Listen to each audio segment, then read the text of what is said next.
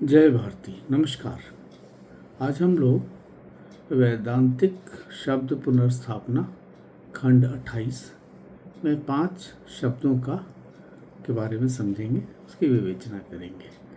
तो ये शब्द हैं श्रद्धा, वैराग्य, त्याग, संन्यास और समाधान। तो सबसे पहले श्रद्धा।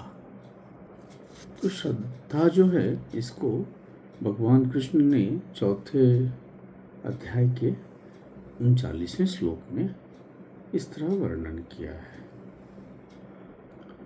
श्रद्धावान लभते ज्ञानम तत्परः संयतेन्द्रियः ज्ञानम लब्ध्वा परम शांतिम अचिरेणागधिगच्छति।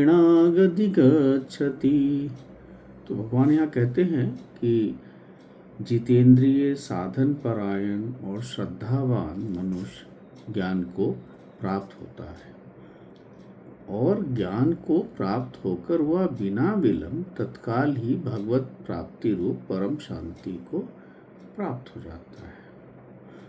तो यहाँ पे जो जिसको कहेंगे कि जो क्वालिफिकेशन है कि श्रद्धा आवश्यक है और जो श्रद्धावान है और जो निरंतर अभ्यास कर रहा है उसको ज्ञान अवश्य मिलता है।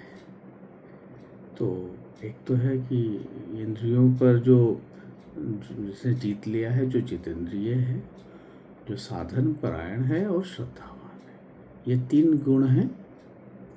और उसके बाद मतलब मनुष्य को ज्ञान प्राप्त हो जाता है और ज्ञान प्राप्त होने के बाद परम शांति मिलती है। तो यहाँ भगवान, ये जो श्रद्धा है ये अंधविश्वास नहीं है, ये सत्य की ओर एक आंतरिक झुकाव है, एक स्वीकृति है कि कुछ अच्छा है, आगे कुछ और अच्छा है। और वैसे ही श्रद्धावान ज्ञान को प्राप्त होता है। श्रद्धा वो बीज है जिससे ज्ञान का वृक्ष उगता है। और आधुनिक विकृति में श्रद्धा जो है वह अंधविश्वास को के रूप में लिया जा रहा है, जबकि ये भगवत गीता के अनुसार ये सजग विश्वास है, मतलब आँख खोल के विश्वास है। अब दूसरा जो शब्द है वो है वैराग्य। तो वैराग्य शब्द के बारे में भगवान कृष्ण ने 6 अध्याय के 35वें श्लोक में इस प्रकार वर्णन किया है।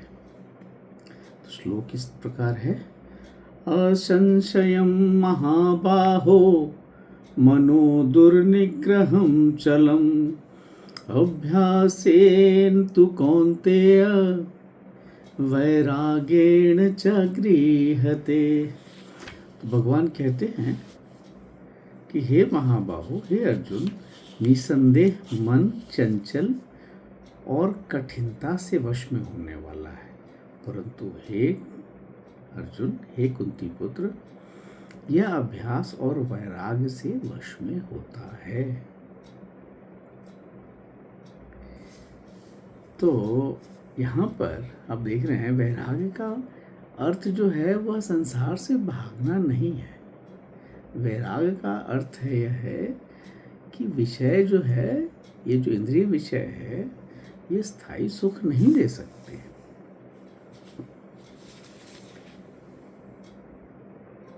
तो और इसलिए कहते हैं कि वैराग्य और अभ्यास से ही ये जो है मन जो है वह नियंत्रण में होगा। तो वैराग्य जो हुआ वो आप कह सकते हैं कि मैच्योरिटी ऑफ माइंड, बुद्धि की परिपक्वता। तो इसको इसी तरीके से समझना होगा कि जो वैराग का अर्थ आप ये भी समझ सकते हैं कि उच्च आसीन, मतलब जो इससे परे हो। मतलब आप इसको विषयानंद ना कह के, जो हम शब्द पहले भी प्रयोग किए हैं कि विषय में आनंद नहीं लेने वाला परंतु आत्मानंद है। वैराग का मतलब आप वो भी कह सकते हैं कि जो आत्मानंद है, विषयानंद नहीं है।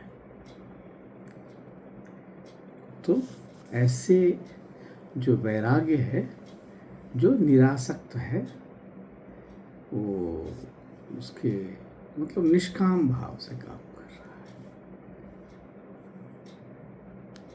और अब इसकी आधुनिक विकृति क्या हो गई है? वैराग का मतलब होता है कि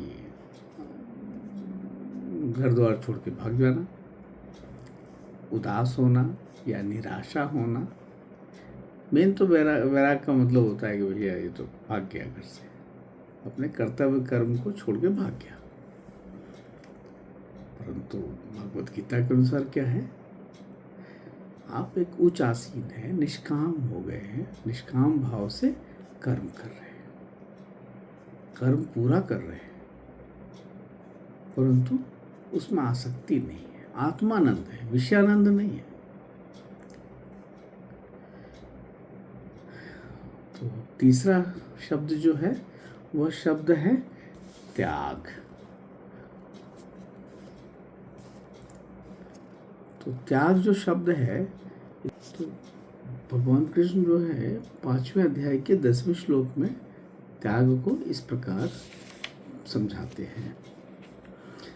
ब्रह्मणि आदाय कर्माणि संगम त्यक्त्वा करोति यः लिप्तेन स पापेन पद्मपत्रम इव अम्भ्यवसा। इसका मतलब भगवान कह रहे हैं कि जो पुरुष सब कर्मों को परमात्मा में अर्पण करके और आसक्ति को त्याग करके कर्म करता है, वह पुरुष जल में कदम के पत्ते की भांति, पद्मपत्र की भांति पाप से लिप्त नहीं होता। तो यहाँ पर भगवान जो है त्याग की परिभाषा क्या कह रहे हैं कि त्याग का अर्थ काम को छोड़ना नहीं है, परंतु आसक्ति को त्याग करना है, मतलब निर्मोही होना, मतलब फिर वही विषयानंद को छोड़कर आत्मानंद बनना है। त्याग तो विषयों का ही होगा। तो यहाँ पे त्याग का अर्थ यह है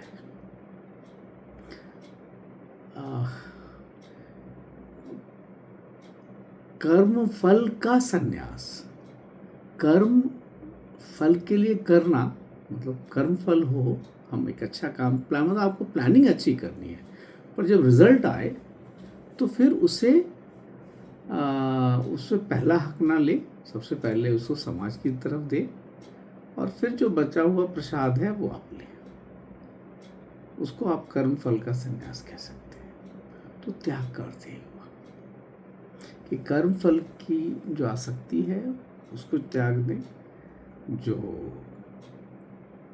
विषयानंद है वो भाव छोड़ के आत्मानंद की भाव रखें, कर्म फल से ना बंधे। तो इसको हम त्याग कहेंगे।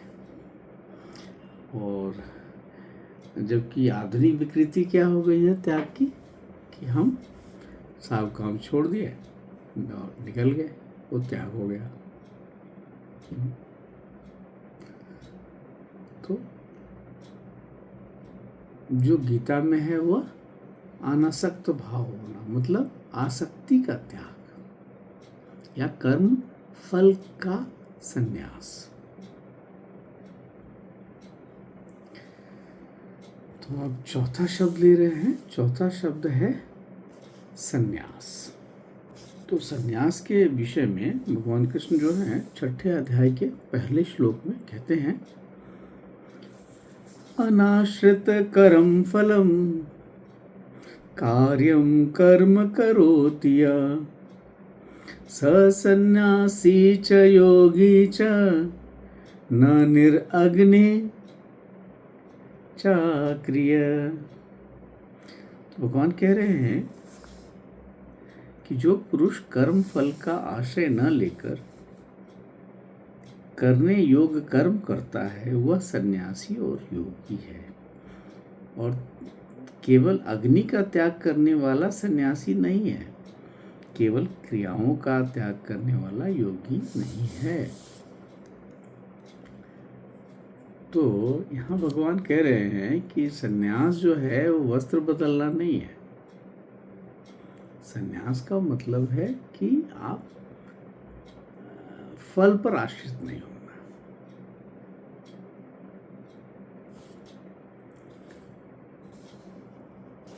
भगवान जो हैं कर्म फल के के आश्रय को त्यागने की जब बात कह रहे हैं तो उसका अर्थ है कि आप जो भी है, पुत्र है, धन मान है, आदर सत्कार है इस लोक में, या जो भी आप स्वर्ग सुख आदि जो बात कर रहे हैं, उसके फल का आश्रय लेके ही आदमी काम करता है। इसका मतलब है सकाम काम की बात कर रहे हैं कि सकाम कर्म को त्याग कर, इसका मतलब यही है कि आप निष्काम कर्म कीजिए, वही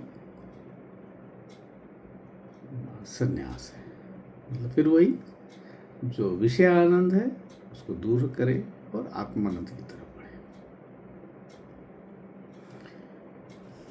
और इसकी आधुनिक जो विकृति है, सन्यास का मतलब काम धंधा से बंद करके जंगल चले गए, भाग गए, अपने कर्तव्य कर्म को छोड़ दिया, वह सन्यास है। जबकि सन्यास का मतलब है अनासक्त भाव से कार्य करना, और कर्मफल का सन्यास। सन्यास का कर्मफल का सन्यास का मतलब यही है कि अगर कुछ आपको प्राप्ति हो रही है तो सबसे पहले उसको स्वयं भोग न करके समाज को दे, और फिर जो प्रसाद बचे तो वो ग्रहण करें, उसे आप कह सकते हैं कर्मफल का सन्यास। और पांचवा शब्द है समाधान। तो समाधान के लिए तो भगवान कृष्ण जो है 6ठे अध्याय के 18वें श्लोक में कहते हैं, यदा विनियतं चित्तम आत्मनि एवावितिष्ठते निष्प्रियः सर्वकामेभ्यः युक्त इति उच्यते तदा। भगवान कह रहे हैं कि अत्यंत वश में किया हुआ चित्त जिस काल में परमात्मा में भली भांति स्थित हो जाता है, उस काल में संपूर्ण भोगों से स्पृहा रहित, मतलब उसकी अनासक्त भाव से पुरुष योग युक्त होता है, ऐसा कहा गया है। तो यहाँ पे भगवान कह रहे हैं कि जब चित्त जो है नियंत्रित होकर आत्मा में स्थिर हो जाता है और सभी कामनाओं से रहित हो जाता है, जिसे वो कह रहे हैं निष्प्रिय होना, यही जो स्थिति है वो योग कहलाती है, और यही समाधान है। जो चित्त की जो वह स्थिति जहाँ विचार तो उठेंगे परंतु वो आपके मन को कंपित नहीं कर पाएंगे। तो यही है इसका। और अब इसका जो साधारण में आप कह सकते हैं कि इसकी विकृति जो है वो एज ए कॉम्प्रोमाइज़ हो गई, समझौता या बीच का रास्ता, इसको समाज। जबकि वास्तविक इसका जो ये है वो है आंतरिक स्थिरता, जो परमानेंट क्लैरिटी है, मन का शांत होना, इनर स्टेबिलिटी, उसको कहेंगे समाधान। तो आशा है ये 5 शब्द आपको पसंद आए होंगे और इसके विषय में आपको जानकारी अच्छी लगी होगी। नमस्कार, जय भारत।